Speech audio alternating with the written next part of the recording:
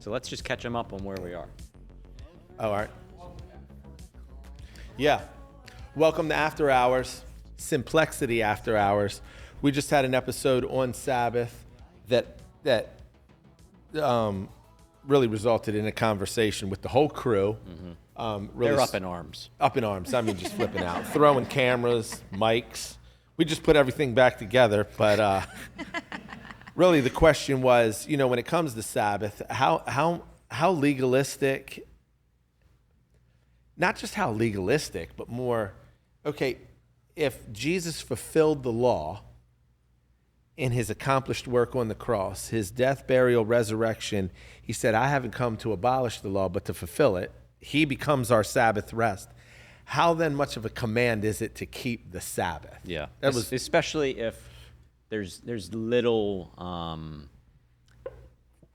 standardization given in the New Testament. Totally. It was very standardized in the Old Testament, but absolutely, a little bit less to go off of. Yep. And to not keep the Sabbath in the Old Testament would result in one's death. Yep. Where in the New Testament, we're no longer under the law, we're under grace.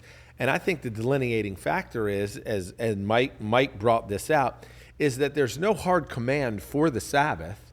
It's where actually the Sabbath goes from command to a gift. There's no punitive damage that's going to happen to you if you don't. You're just missing out. You're just missing out. You're just missing out. There's no judgment on one that doesn't keep the Sabbath. You might tear your ACL. You might tear your ACL. You might wind up like Soy Dog. But at the end of the day, it's again a precept and it's a rhythm that I believe God gave us that leads to our own flourishing, our own benefit, our own fullness of life. And so, no, you can grind all you want. But really what it communicates is that, hey, I'm not going to pause and remember. I'm not going to pause and worship. I'm not going to be mindful of the justice and equality of God. I'm not going to be mindful of the liberation of God. And really, I got to keep working, so I'm not going to trust in God. Yeah. And so Sabbath is the gift that communicates all those things, while at the same time, there's this reciprocity of where we benefit from it. Mm-hmm. So one thing I was thinking about in our kind of discussion, in the personalization of the Sabbath. So we're going from, the move from the Old Testament to the New Testament, where there's much less to go off of. So it's like, okay, determine which day you're going to almost consecrate to the Lord. And, Connor was saying, like, what are the things that are going to bring you rest? Like, what are the areas that you're going to feel closer to God, that will help you remember and do all those things? Do you think that as we shift towards like, well, do Sabbath your way, are we possibly missing out on like the communal aspects of Sabbath that we could have and that they potentially had in the early church? That's a great question. And I would say yes. Yep. Because to do it your way, for many people, let's be honest, would mean, okay, all right, I'm just going to lay in bed and scroll all day. Yeah, this is how I Sabbath. Yep, this is how I Sabbath. And only God can judge me. I know that's not what you were advocating for, Connor. I was taking that. I think there's ways where doing it that way is just dishonest to yourself. Yeah. That's it. You're exactly right. Like if you are being truthful with how you are carrying out Sabbath, you're not going to do those things that are like, I'm going to lay in bed and scroll TikTok all day. That's right. Because it's mindless and I get to quote unquote rest. Yeah.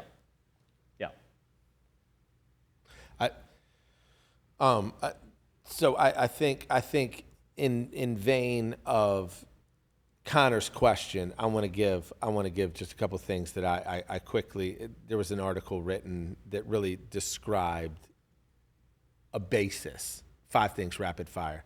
Rest from consumer culture. So that means take time away from productivity and consumption. Okay. Second. That immediately crosses off scrolling on Instagram in bed. Well, second, if that didn't accomplish it, second is digital Sabbath. Intentional disconnection from technology. Like, yeah. You can't scroll for 12 hours a day and be like, yeah, I'm rested. Because you're not rested. No. Actually, you're more anxious and depressed. Number 3, creation care. Environmental rest connects from original Sabbath purposes. Environmental rest connects to original Sabbath purposes. I don't know what that means. Neither do I. Okay, next one. Can I chime in? I think what that's talking about is more like, if you are, it's like people with their prayer closets or something, where like they're dedicating a space, whether that be your home, your backyard, or whatever. Sweat lodge. Yeah, a sweat lodge. Oh my gosh. You're such an enigma. Where you're dedicating an environment that brings you peace and that is conducive to limiting and canceling out your distractions so that you're able to focus on abiding with God. Amen. Well said. Well said. Another reason to get off Instagram. Totally. Yeah. Can't bring it Number in. 4, and this was mentioned between Connor and Mike, and that is communal practice. Which is what I was kind of getting at. That's exactly right. Yep. Communal practice, shared rest that builds community. I think that should be twofold. That should be family, and that should be church family. Yep. Worship together, break bread together, hang together. So we need to do more potlucks here. Hot lunches. It's weird. In the sweat lodge. Here we go. And spiritual renewal. Set time aside for reflection and worship. Those 5 right there, I know that was a mouthful. Nevertheless, it's intentionality. As you and Connor and Mike were saying, it's intentionality, not to just be like, well, I'm just going to lay around and do nothing. No. If it's as unto the Lord and for the Lord, but also to your benefit, be intentional about it. Yeah. Not legalistic. You could also invite him into what should this look like. Well said, brother. I'll show you. Yep. All right. Well, we'll see you on Monday. Thanks for coming to After Hours.